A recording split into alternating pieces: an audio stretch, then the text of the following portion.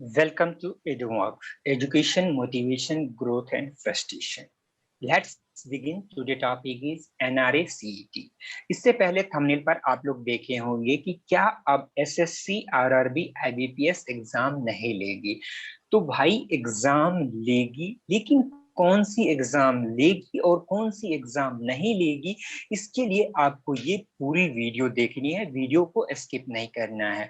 और इसके साथ साथ हम लास्ट अपडेट जो आई है इसके बारे में भी हम बताएंगे। इनका सिलेबस भी हम आपको पूरी तरह से बताएंगे और इसके साथ हम डिस्कस करेंगे कि क्या हमारे महामहिम इस महासंग्राम में असफल तो नहीं हो जाएंगे, इसकी रीजन क्या हो सकते हैं। तो हम चलते हैं टॉपिक के रिगार्डिंग। एनआरए सीईटी क्या होता है और समान प्रतियोगिता परीक्षा क्या है। देखिए, एनआरए क्या है? National recruitment agency. National recruitment agency एक एग्जाम कंडक्ट करने के लिए बनाया गया है, जिस एग्जाम का नाम है कॉमन एलिजिबिलिटी टेस्ट, CET। यह कॉमन एलिजिबिलिटी टेस्ट 3 बोर्ड को मिलाकर के बनाया गया है। ये आपको SSC, RRB और IBPS, ये तीनों बोर्ड को कंडक्ट कॉमन बना करके एक संस्था बनाई है, जिसका नाम रखा गया है NRA। और इसके तहत जो आप प्राइमरी एग्जाम देंगे उस एग्जाम का नाम होगा CET। जैसे आजकल आप एग्जाम देने जाते हैं, इसका एग्जाम RRB का जा रहे हैं, IBPO का जा रहे हैं, RRB NTPC का जा रहे हैं, या SSC का एग्जाम दे रहे हैं, लेकिन अब आपको कहना पड़ेगा कि मैं CET देने जा रहा हूं, कॉमन एलिजिबिलिटी टेस्ट। और ये टेस्ट कंडक्ट करवा रही है कौन? NRA, national recruitment agency. तो हम आपको बता दें कि नेशनल रिक्रूटमेंट एजेंसी कौन सी एग्जाम लेगी और कौन सी एग्जाम नहीं लेगी, यह पूरा डिटेल्स हम आपको बताएंगे। समान पात्रता परीक्षा CET एक राष्ट्रीय स्तर की संयुक्त प्रतियोगिता परीक्षा है, जिसे राष्ट्रीय भर्ती एजेंसी द्वारा केंद्र सरकार के ग्रुप बी एवं ग्रुप सी गैर तकनीकी पदों के लिए प्राथमिक स्तर पर उम्मीदवारों का चयन करने के लिए आयोजित किया गया। प्राथमिक स्तर पर, प्राइमरी लेवल, टीयर 1 एग्जाम जो होगी वो एग्जाम CBT लेगी। यानी कि SSC, RRB और बैंकिंग में जो प्राइमरी एग्जाम होती थी, अब वो एग्जाम CET के द्वारा होगी, जो NRA कंडक्ट करवाएगी। और फिर उसके बाद आपको एक सर्टिफिकेट प्रोवाइड किया जाएगा। इसको समझने के लिए आप CTET का एग्जाम समझ सकते हैं, जो टीचर एलिजिबिलिटी टेस्ट होता है, TET एग्जाम। तो उसमें होता क्या है कि आपको पहले TET एग्जाम पास करना होता है और फिर आप उसमें आगे के लिए आप प्रोग्रेस कर सकते हैं। तो इसका तरीका भी वही अपनाया गया है कि SSC, RRB और बैंकिंग में जो प्री एग्जाम होती थी, वो प्री एग्जाम को हटा दिया गया है। उसके तहत CET एग्जाम लाया गया है और वो एग्जाम पास करने के बाद आप नेक्स्ट लेवल के एग्जाम, यानी कि प्री के बाद जैसे आप मेंस देते थे, टीयर 2 देते थे, तो डायरेक्ट आप टीयर 2 SSC का अगर आप में जाना चाहते हैं तो SSC में जा सकते हैं, RRB का में जाना चाहते हो तो RRB में जा सकते हैं, IBPS में जाना चाहते हो तो इसमें जा सकते हैं। जैसे कि मान लीजिए हम एक एग्जांपल लेते हैं कि SSC ने CGL के लिए एक भर्ती निकाली और उस भर्ती में मान लीजिए 500 या 1000 सीट है, तो उन्होंने एक नोटिस निकाल देगा कि CET पास कैंडिडेट जिनको 50 से एबव मार्क है या 50%, 60% से एबव मार्क है, वो फॉर्म फिलअप कर सकता है इस ओहदे के लिए। तो अगर आप मान लीजिए कि 50% से एबव मार्क CET में लाए हुए हैं तो आप उनके लिए इलिजिबल है, और अगर 50% से आपका कम मार्क है तो इलिजिबल नहीं। हो सकता है RRB 60% पे डिमांड करे, IBPS 80% पर डिमांड करे, तो वो उसको क्या होगा कि छटा छटा हुआ स्टूडेंट मिलेगा। जैसे अभी भीड़ हो जाती है किसी भी एग्जाम का, तो वो भीड़ नहीं रहेगी। वो भीड़ केवल एक एग्जाम में होगी, वो एग्जाम होगा सीईटी। तो अब सीईटी एग्जाम कैसे कंडक्ट होगी, इसके लिए हम आपको आगे पूरी डिटेल्स बताएंगे।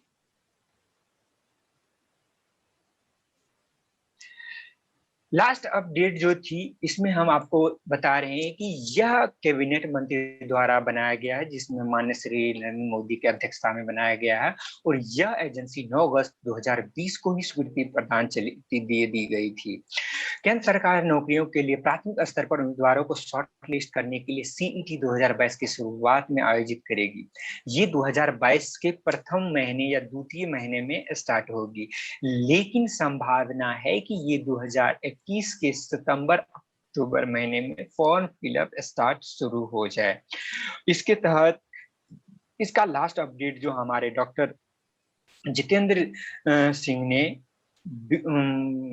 ये आईईएस अधिकारी ई बुकिंग सिविल लिस्ट 2021 के विमोचन के मंच पे कहा था कि सीईटी एग्जाम 2022 में शुरू में कंडक्ट कराएगी। कोरोना के कारण यह एग्जाम थोड़ा डिले हो चुकी है, तो आप लोग किस तरह से तैयारी करें, तो इसका शॉर्ट हम एक स्क्रीनशॉट आपको देना चाहते हैं कि इसका आप स्क्रीनशॉट रख सकते। परीक्षा का नाम क्या है, समानता परीक्षा, समान पात्रता परीक्षा सीईटी। इसकी एजेंसी कौन है, राष्ट्रीय भर्ती एजेंसी। इसकी शुरुआत कब हुई थी, सितंबर 2021 में शुरुआत होने की संभावना है। इसका स्तर क्या होगा, राष्ट्रीय होगा। एग्जाम क्या होगा, इसमें ऑब्जेक्टिव टाइप एग्जाम आपको देना है, इसमें ऑब्जेक्टिव टाइप एग्जाम देना है। इसका लैंग्वेज क्या रहेगा, तो ये 12 भाषाओं, हिंदी इंग्लिश के साथ साथ 12 भाषाओं में कंडक्ट करवाएगी। और यह कितने प्रकार के होंगे ये भी मैं आपको बता दूं। ये आपको 3 प्रकार का होगा, जिसमें कि 10वीं कक्षा के लेवल से, 12वीं कक्षा के लेवल से और स्नातक कक्षा के लेवल से। जैसे कि आप टीईटी की बातें हम बीच में किए थे, टीईटी में आपको 1 to 5 का अलग एग्जाम होता है, ये 5 to 6 का या 5 to 8 का अलग एग्जाम होता है। तो वो आपको अलग अलग क्राइटेरिया में आपको पास करना होता है। उसी तरीके से यहाँ 3 क्राइटेरिया होगा, 10वीं लेवल का, 12वीं लेवल का और ग्रेजुएशन लेवल का। तो सीईटी आप तीनों दे सकते हैं, 10वीं लेवल का भी, 12वीं लेवल का है और स्नातक लेवल का। ऐसा नहीं होगा कि आप स्नातक लेवल का पास कर गए तो 12वीं लेवल का और 10वीं लेवल का फॉर्म फिलअप कर सकते हैं, ऐसा नहीं होगा। आपको तीनों एग्जाम में, अगर आप चाहते हैं कि तीनों लेवल का एग्जाम में हम बैठे, तो आपको तीनों लेवल का एग्जाम पास करना होगा। इसके साथ साथ नेक्स्ट हम जानते हैं, यह 1 वर्ष में 2 बार कंडक्ट होगी। यह 6 महीना पर कंडक्ट होगी। इसमें अभी जो है आरआरबी ग्रुप बी और ग्रुप सी गैर तकनीकी पदों के लिए टियर 2 और टियर 3 की परीक्षा के लिए उम्मीदवारों का चयन करना। जैसे कि हम आपको इससे पहले बताए थे कि ये छाटा छाटा हुआ बंदा अब लेगा। आरआरबी, एनटीपीसी और आईबीपीएस अब छाटी हुई बंदे को अपने मतलब कि सेकंड टियर और थर्ड टियर एग्जाम में बैठने के लिए एलिजिबल मानेगा। इसमें अंतिम अधिकतम प्रयास की संख्या कोई नहीं है और सीईटी की वैधता आपको 3 साल तक रहेगी। 3 साल तक आप किसी तरह के एग्जाम में बैठ सकते हैं। और इसके साथ साथ अगर आप मान लीजिए कि एक बार एग्जाम दे दिए हैं, आपको अच्छा रैंकिंग नहीं आया है, तो फिर आप नेक्स्ट राउंड में 6 महीने के बाद बैठ सकते हैं और अच्छा मार्क्स ला सकते हैं। इससे होगा क्या कि आपको और बेहतर अपने आप को इम्प्रूव करने का मौका मिलेगा। तो अब हम ये जानना चाहते हैं कि राष्ट्रीय भर्ती एजेंसी संगठन आखिर बनाया क्यों गया, ये बला आई क्यों।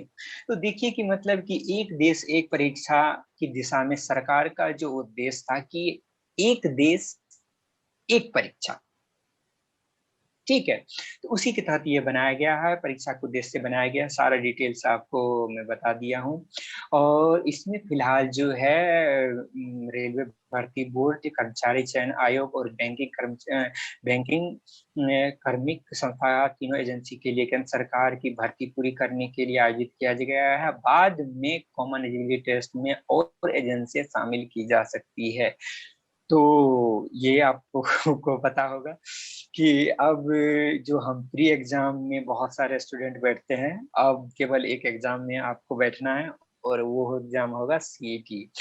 देखिए, सीईटी स्कोर मिलने के बाद उम्मीदवार को एसएससी, आईबीपीएस और क्षेत्रीय ग्रामीण बैंकों द्वारा आयोजित उच्च स्तर के सरकारी परीक्षा जैसे कि टीयर 2, टीयर 3 में साक्षरता, शारीरिक टेस्ट आदि के लिए के लिए अलग से आवेदन करना होगा और वो नेक्स्ट एग्जाम में आप बैठ सकते हैं। मौजूदा नियम के अनुसार जाति में आपको छूट मिलेगा। इसके साथ साथ जो हमारा हम आपको बता दें कि इसमें स्टेप बाय स्टेप आप कैसे आगे बढ़ सकते हैं। तो स्टेप बाय स्टेप फर्स्ट में आपको फॉर्म फिलअप करना है, फिर एडमिट कार्ड डाउनलोड होगा, फिर आपको पेपर में बैठना होगा, फिर आपको रिजल्ट पता चलेगा कि हमको कितना परसेंटेज आया है। इसके बाद आपको personal recruitment agency RRB, NTPC और आईबीपीएस का, अगर आप आईबीपीएस की तैयारी कर रहे हैं या एसएससी का कर रहे हैं या एनटीपीसी का कर रहे हैं, उसके बाद आपको उस एडवर्टाइजमेंट के अनुसार आपको फॉर्म फिलअप करना है और सेकंड ईयर एग्जाम में बैठना है और पास करके जॉब लेनी है। हमने जो एक टॉपिक स्टार्ट की थी, क्या हमारा महामहिम इस महासंग्राम में असफल तो नहीं हो जाएंगे, तो उस असफल का कारण क्या होगा। ऐसे में होगा कि मान लीजिए 6-6 महीना पर तो एग्जाम तो ये ले रही है और अगर ये भर्ती नहीं निकाल रही है सेकंड ईयर और थर्ड ईयर का, तो ऐसे होगा कि स्टूडेंट बढ़ता बढ़ता बढ़ता धीरे धीरे फिर से वही लेवल आ जाएगा। अगर 3 साल 4 साल में एग्जाम नहीं ली, भर्ती नहीं की, तो जिस तरह से अभी मतलब ग्रुप डी में हर एक स्टूडेंट बैठ जाता है, तादादों की भीड़ लग जा रही है। अब सेकेंड ईयर में 6 में मतलब 3 साल 4 साल के बाद ऐसा होगा कि सेकेंड ईयर एग्जाम में बहुत सारी भीड़ लग जाएगी। क्योंकि मान लीजिए जो कि हमने एक बार मतलब की सीईटी एग्जाम पास किया, हमको 50% आया, हम दोबारा देंगे 60% आएगा, तिबारा देंगे, मान लीजिए आगे धीरे धीरे धीरे बढ़ता जाए, तो कोई न मतलब ऐसा आ जाएगा, एक स्टेज आ जाएगा जहाँ की मतलब कि हर एक जो है 70% से उभव, 80% से एवब या 90% से एवब ला लेगा। अब उसको मतलब ये चयन करना मुश्किल हो जाएगा कि हम 70% को बुलाएं, 75% को बुलाएं या 80% को बुलाएं। अगर वो 80% को भी बुलाता है तो फिर भी तादाद बढ़ जाएगी। तो अब सीईटी मतलब कि सेकंड ईयर एग्जाम में भी भीड़ लग जाएगी। तो यहाँ पर हमारे महामहिम फेल कर सकते हैं अगर वो भर्ती नहीं निकाले टाइम टू टाइम। तो चलिए हम आपसे बात किए थे कि इसके सिलेबस के भी बारे में बात करेंगे। इसमें जो मेन पूछा जाएगा वो जनरल इंटेलिजेंस और रीजनिंग पूछा जाएगा, उसके साथ जनरल अवेयरनेस पूछा जाएगा और इसके साथ क्वांटिटेटिव एप्टीट्यूड जैसे मैथमेटिक्स वगैरह आएगा और साथ में इंग्लिश लैंग्वेज भी आएगा। और इनका पूरा डिटेल्स हम आपके डिस्क्रिप्शन में एक लिंक दे दिए हैं जो कि आप पीडीएफ डाउनलोड कर सकते हैं। इस सारा सिलेबस क्या क्या होगा वो आपको मैं एक पीडीएफ के तौर पर दे दूंगा। और भाइयों, अगर आपको ये चैनल अच्छा लगा है तो प्लीज लाइक, शेयर और कमेंट जरूर करें। Thank you.